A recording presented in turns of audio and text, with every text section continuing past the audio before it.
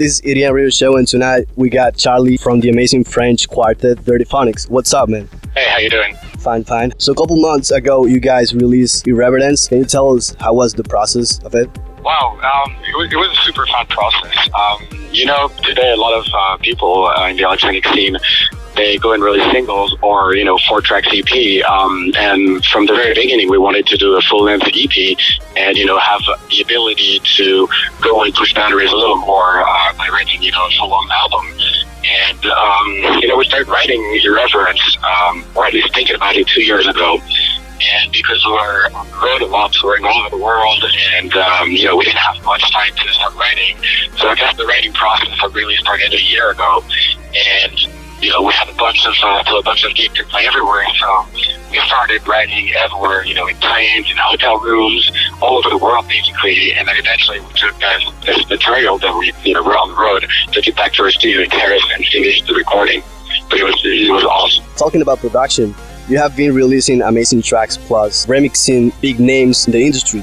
So how do you guys keep having that innovation, but at the same time, keeping your own sound? Well, there's 4 of us in the band, and I guess that gives our music a lot of dimension, because we all have different influences from different genre music. When we combine all those together, then we come with what's the Dirtyphonics sound, and in the writing process, we're all together in the studio and.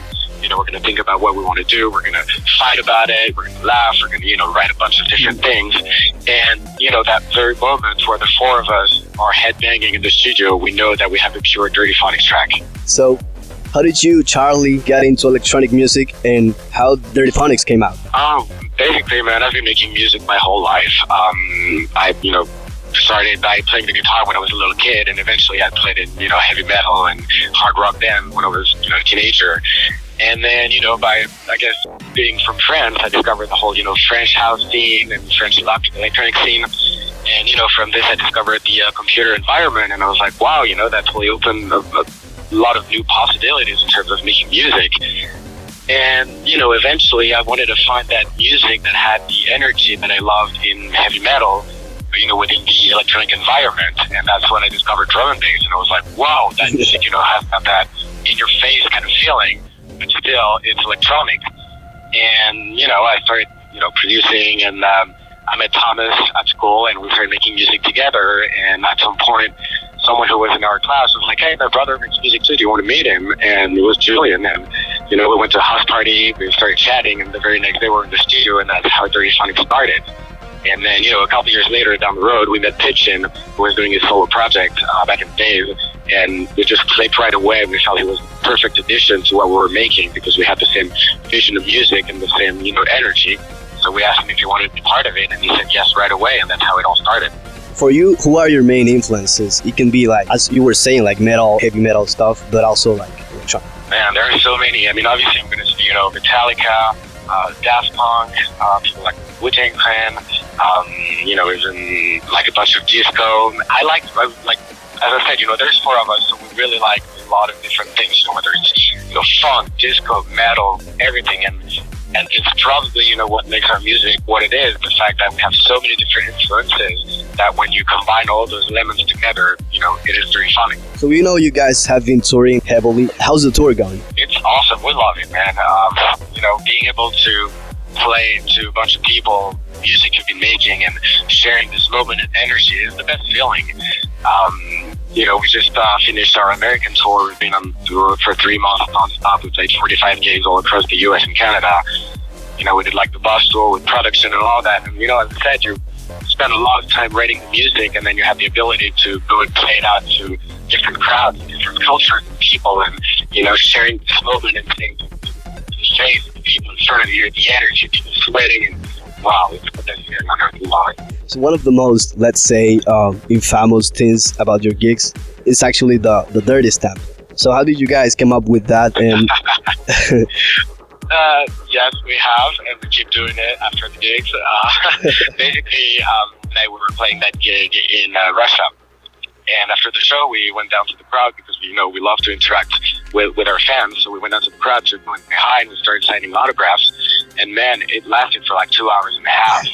And so we started joking about it, and we're like, wow, dude, we need to find a solution to go faster than that. And that's how we thought about the stamp.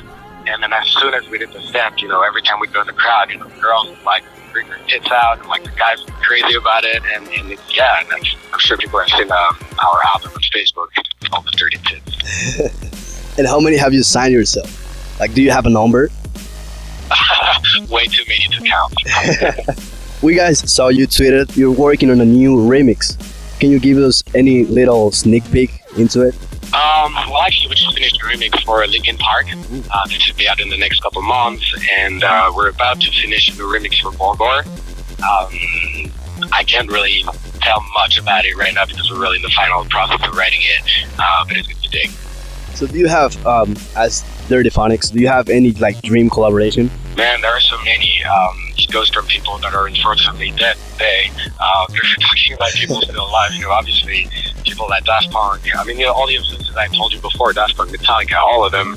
And then the awesome thing about touring is that you keep meeting people on the road all the time.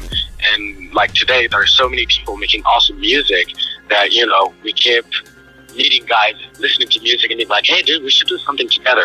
But if you're talking about dream collaboration, I definitely want to say Daft Punk. So if Dirtyphonics was a metal band and it has like maybe another name, which one would it be? And I assume we'll be playing the guitar. Yeah, definitely. Wow, another name for Dirtyphonics. It's a hard one.